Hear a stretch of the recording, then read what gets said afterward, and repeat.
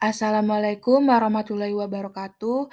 Perkenalkan, nama saya Anggun Zainatasya dengan NIM 120220017.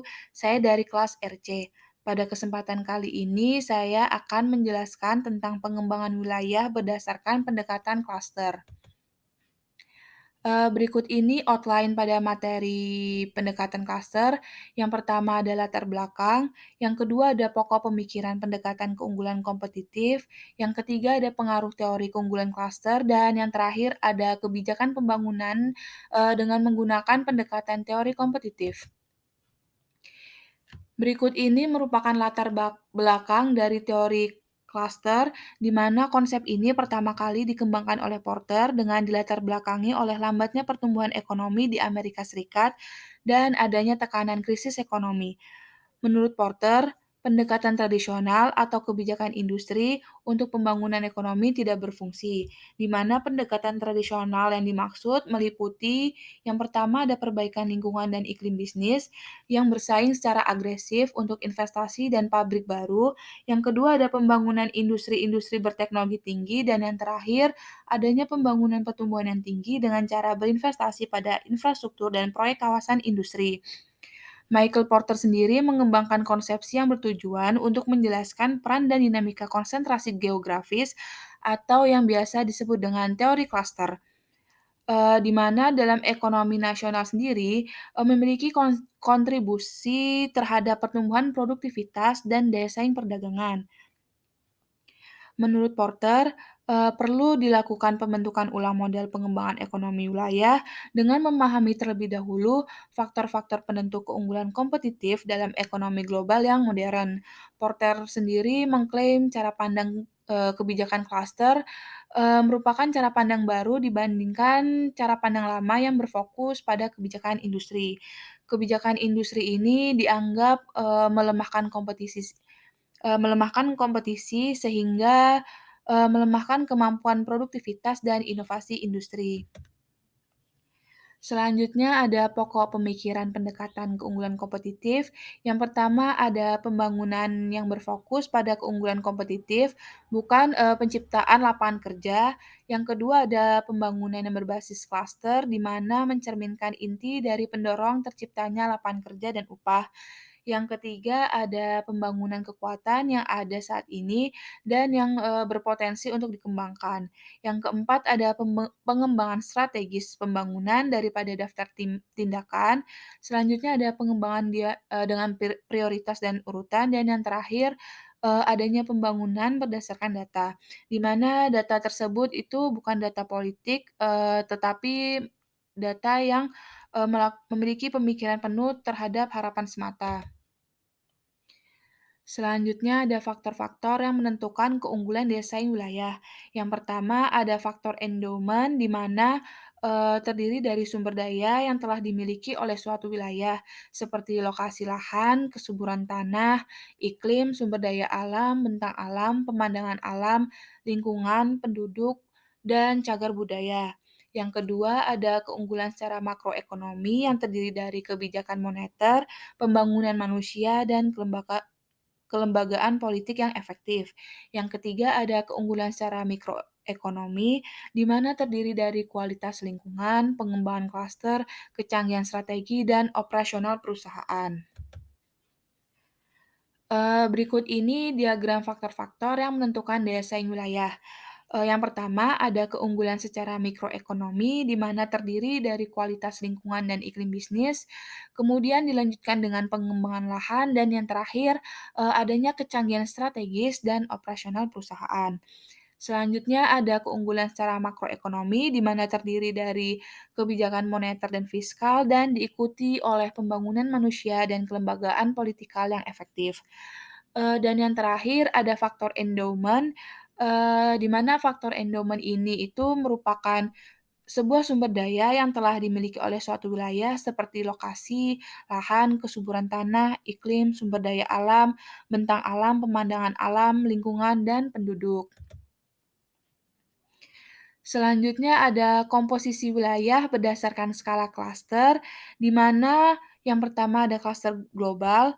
Pada diagram lingkaran yang ada di layar, klaster global sendiri itu yang berwarna oranye, di mana klaster global melayani pasar nasional dan global. Klaster ini mudah terpapar oleh kompetisi dengan wilayah dan negara lain. Sedangkan untuk klaster lokal sendiri, itu yang berwarna biru pada diagram lingkaran pada layar, di mana klaster ini melayani pasar lokal, dan sedikit terpapar oleh kompetisi dengan wilayah lain, baik itu di dalam negeri maupun di luar negeri. Yang selanjutnya ada pengaruh teori keunggulan klaster. Berikut ini pengaruh teori keunggulan klaster. Yang pertama ada klaster meningkatkan produktivitas. Sebuah klaster dapat memberikan akses yang unggul bahkan lebih murah untuk input khusus seperti komponen, mesin, layanan bisnis, dan personel. Serta keberadaan klaster tidak hanya meningkatkan permintaan input, tetapi juga dapat meningkatkan pasokannya. Yang kedua, klaster dapat meningkatkan inovasi. Partisipasi klaster menawarkan keuntungan dalam memahami kemungkinan teknologi operasi atau pengiriman baru, di mana tidak hanya itu saja, klaster ini juga dapat menumbuhkan keinginan untuk belajar teknologi baru, serta memiliki keuntungan potensial yang signifikan, fleksibilitas, dan kapasitas untuk bertindak dengan cepat. Yang ketiga, ada klaster menciptakan bisnis baru, di mana peluang yang dirasakan di lokasi klaster memiliki hambatan untuk masuk lebih rendah daripada di tempat lain, di mana lembaga keuangan lokal dan investor, dengan pengetahuan industrinya mungkin memerlukan premi, atau resiko modal yang lebih rendah. Selanjutnya ada perumusan strategi pembangunan regional menurut Porter. Yang pertama ada pengembangan keunggulan nilai-nilai wilayah, yang kedua ada pengembangan kekuatan yang unik yang dimiliki oleh suatu wilayah, yang ketiga ada pembangunan untuk mencapai dan memelihara keseimbangan dengan wilayah sekitar, dan yang terakhir ada penentuan prioritas dan urutan pengembangan yang merupakan hal fundamental untuk melakukan pengembangan ekonomi di suatu wilayah. Berikut ini strategi pembangunan regional menurut Porter. Yang pertama, mengembangkan keunggulan nilai-nilai wilayah. Untuk mengembangkan keunggulan nilai-nilai wilayah sendiri itu, hal yang perlu diperhatikan ada posisi keunggulan kompetitif yang khusus, di mana terdiri dari lokasi, maupun warisan fisik budaya serta kekuatan saat ini. Untuk potensi kekuatannya itu, ada 3. Yang pertama ada apa keunikan keunggulan secara lokasi, yang kedua lokasi yang cocok untuk jenis aktivitas atau klaster tersebut, dan yang terakhir peranan wilayah, di dalam lingkup wilayah sekitar, baik itu di dalam negara maupun global. Yang kedua, ada strategi mengembangkan kekuatan yang unik yang dimiliki, di mana terdiri dari elemen-elemen iklim dan lingkungan bisnis yang unik dan unggul dibandingkan dengan wilayah lain. Yang kedua, klaster apa yang ada saat ini dan klaster apa yang berpotensi muncul untuk dikembangkan.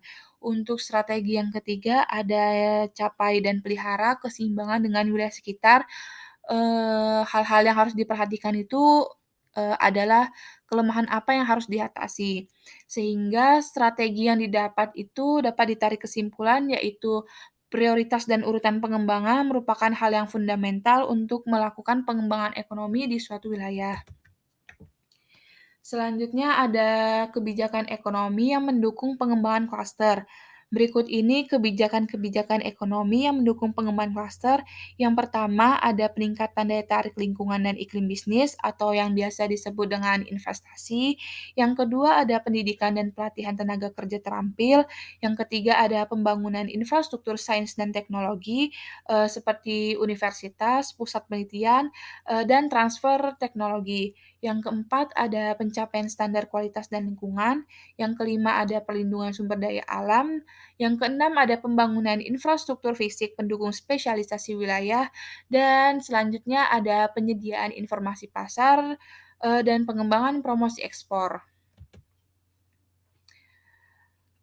Berdasarkan teori Foster yang telah dijelaskan sebelumnya, terdapat beberapa kritik atas konsep Porter tentang klaster dan keunggulan kompetitif, di mana di sini saya mengambil 2 kritik. Yang pertama ada kritik dari Martin and Stanley tahun 2003, di mana Martin dan Stanley ini berpendapat bahwa klaster sebagai konsep yang kacau. Yang kedua, merek klaster sendiri telah tercemar sampai taraf tertentu oleh promosi dan konsultasi komersial, ditambah lagi dengan transfer kebijakan yang modis dan adopsi yang tidak lazim oleh lembaga pembangunan internasional, nasional, regional, maupun dan lokal. Selanjutnya ada skala dan level di mana klaster ini, membentuk, mengoperasikan dan memperluas belum tentu atau belum ditentukan dengan jelas. Dan yang terakhir yaitu teori Porter memberikan perhatian terbatas pada dimensi sosial dari pembentukan dan dinamika klaster. Yang kedua ada kritik dari Duranton tahun 2011, di mana Duranton berpendapat bahwa konsep klasternya Porter secara teoritis itu bersifat ambigu dan mempertanyakan apakah ada pemahaman yang cukup jelas dan pengetahuan yang cukup tentang masalah koordinasi dan kegagalan pasar yang dirancang untuk ditangani oleh kebijakan klaster. Selanjutnya ada, Duranton mengklaim bahwa manfaat pengelompokan terlalu terbatas untuk membenarkan upaya dan investasi yang signifikan dan berkelanjutan. Yang terakhir yaitu agar efektif, kebijakan klaster ini perlu dikembangkan dan diterapkan di lingkungan yang tidak pasti, dan menghindari ditangkapnya oleh kepentingan khusus seperti kelompok lobi industri. Sekian presentasi dari saya, kurang lebihnya saya mohon maaf apabila ada salah-salah kata. Saya akhiri, wassalamualaikum warahmatullahi wabarakatuh.